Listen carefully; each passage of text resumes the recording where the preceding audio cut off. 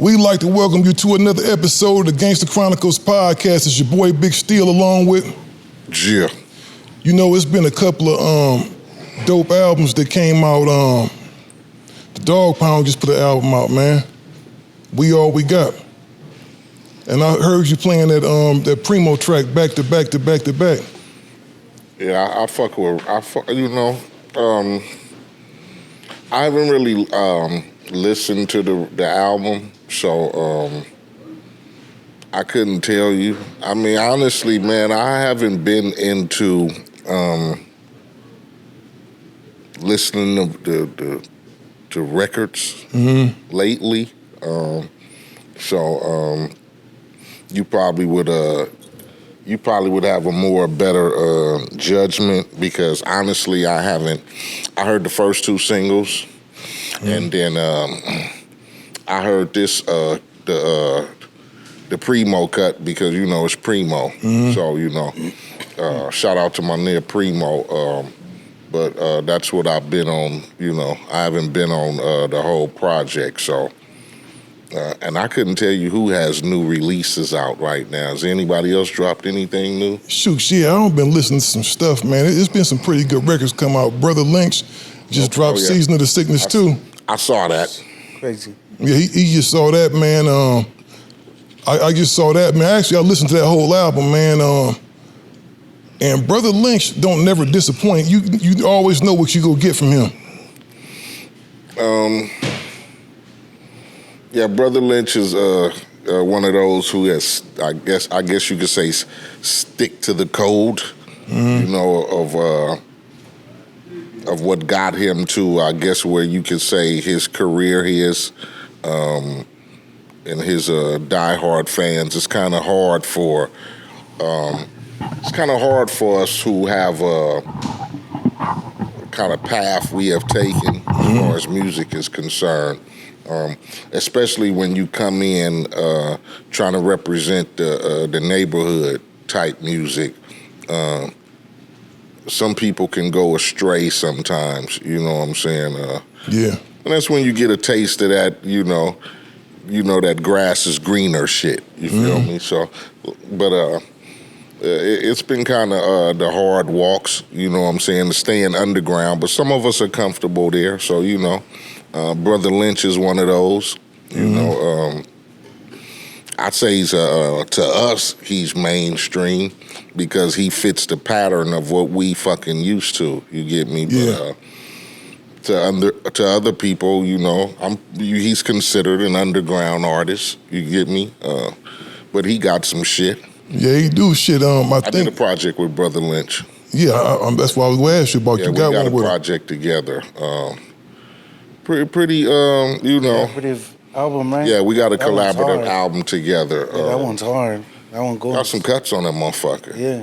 Yeah. For sure. A lot of shit be slept on because, you know, let's face it, when you fly under the radar, and then like I said, when you come from where we come from, when we deal with specifically the streets and we don't get a lot of radio and visual play, you know, you gotta know to know.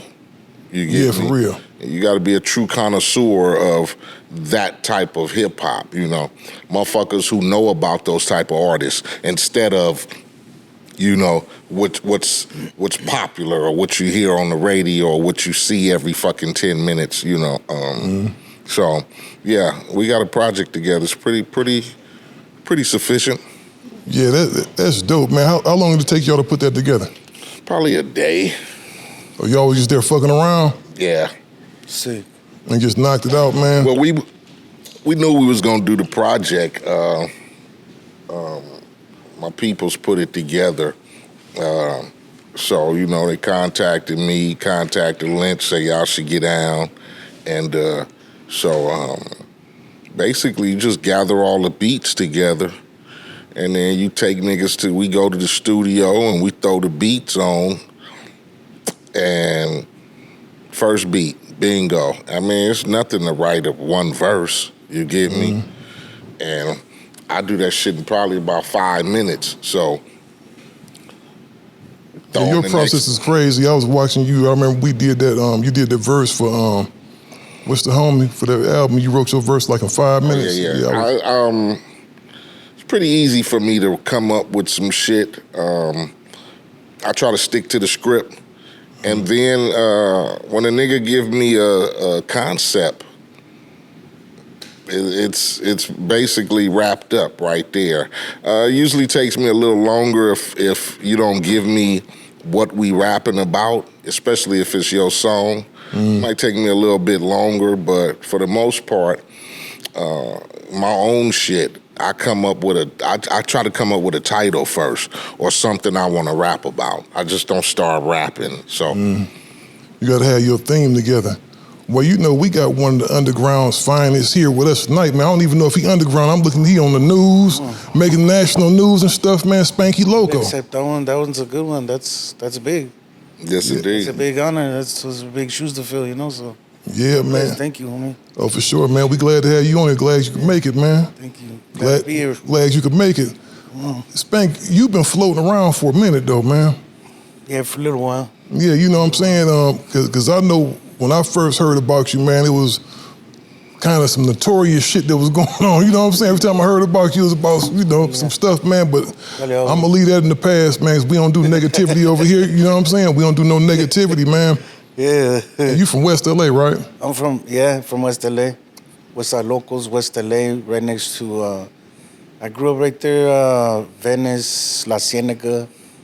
It was like 18 PBGs, you know, the homies, the locals, and then you go west a little bit, it's like Inglewood, Venice, Culver City. That's where, that's where I grew up. For sure, man. Went to Hamilton High School. Hamilton High School, huh? Yeah. For a little bit, and then continuation for the most part. Continuation. So let me ask you this, man. When did you start running the streets?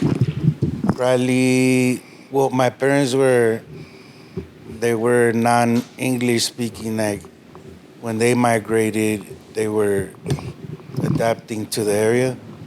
So, like, when you're adapting to the area and you're, like, not from here, you're trying to stay under the radar, you know what I'm saying? So, like, I think at a young age, getting support with that, because then I say that to say, like, the connection with school and my parents, it was limited because of the language barrier and because they didn't want to be called by the principal, you feel me? They didn't want that.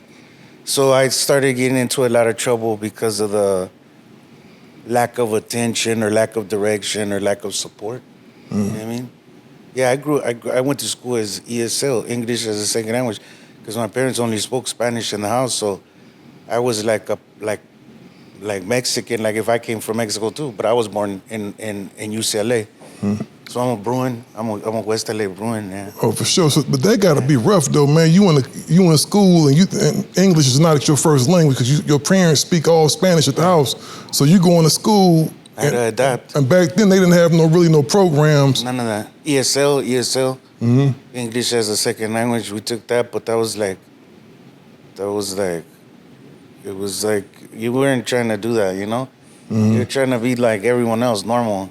That wasn't the case, you know? You were not normal, you know what I'm saying? You were like them, you were with them. You feel me? So it was a lot of indifferences, a lot of interesting things. Even though it's a nice area, people are like, oh, that's a really nice area, but I don't know, there was a lot of indifferences systemically, you know? Yeah, systemically, yeah. Yeah, that got to be rough, man. Just imagine them dropping you off in class and you don't speak. That's not your language, and they just expect you just to learn all this shit. Come on, you don't even get it. And then, like, your parents gonna help you? Like, my mom, she'd be like, the paper might as well have been upside down. You know, and the way they teach in Mexico is not the way they teach here. So arithmetic was completely different, you know? So it was a lot of frustration, a lot of navigating with stuff. So it's like, when you don't get that nurturing and that push, you're like, oh, fuck it, I'm gonna go to the streets.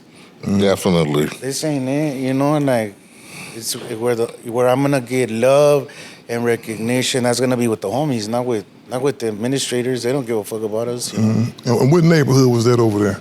That was where I went to elementary. That was PBG's. The Playboy Gangster Crips were right there, and then right next to that was 18 down the way, and then I would always like see the older homies right there from West Side Locals, and then naturally I just gravitated to that. You know, just was with the homies, and it wasn't like abnormal. Our parents, like, they would hang out since like the 60s right there in the Venice area. They would hang out and they would frequent certain area bars and things. So it's like we all kind of knew each other. It wasn't weird, you know? It wasn't like that weird, you know? Once crime and jail and this gang culture really was prevalent, then it was like, wow, like, we're really wrapped up in this shit. But even then, it wasn't like your mom didn't love you. She still loved you as you were because of the circumstances now. That's just the way it is now, you know? So moms and pops being from Mexico, I'm pretty sure they still was hip to what was going on in the streets. Somewhat, yeah, because there was a lot of shootings. They would find out like so-and-so got shot or so-and-so went to prison or like, well, where's so-and-so at? Oh, he's in jail. Like, he's not here, you know? So they would be aware. And then, of course, like my stuff, too, I would be in and out a little bit and, you know, getting into trouble, like getting caught slipping, too. I'd come home knotted up sometimes. So, yeah, it was prevalent. You know? Would you say your parents were naive to the gang shit and all the dope shit because they came from Mexico? Right. Unlike popular belief that like all Mexicans are cartel related or they're all somehow connected to drugs. Right. Like my parents didn't know none of that. My mom was like Jehovah's Witness, strong religious background because they came from a tough area too in Mexico, like a poor area. And so religion was big for them. Sticking to religion was huge for them. But it was also the reason why she kind of like left the house early and, you know what I'm saying, try to find a new life in California and, you know, try to start fresh because it was so tough back home for her too, you know. So generational trauma. Generational trauma. That's all it is, generational trauma, you feel me? Yeah, you know what, man? It seemed like his story is yours and your story is the next man's. It's always the same kind of pattern. And then they got so busy with work that once you start seeing a little money, like, cause I would tell them like, man, there's race wars at my school. Like, let's move, let's get out of here, we gotta go, you know? It ain't all that, I be telling them, it ain't all that.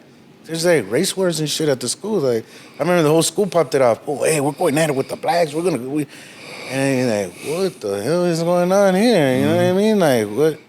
But that's just how they had us. They had us like that. They had us segregated. They jumped off. They jumped off when you was going to school too, didn't they? No, I mean, I grew up on a block with the SA homies. I grew up in Spooktown, and Spooktown was split with the CV70s.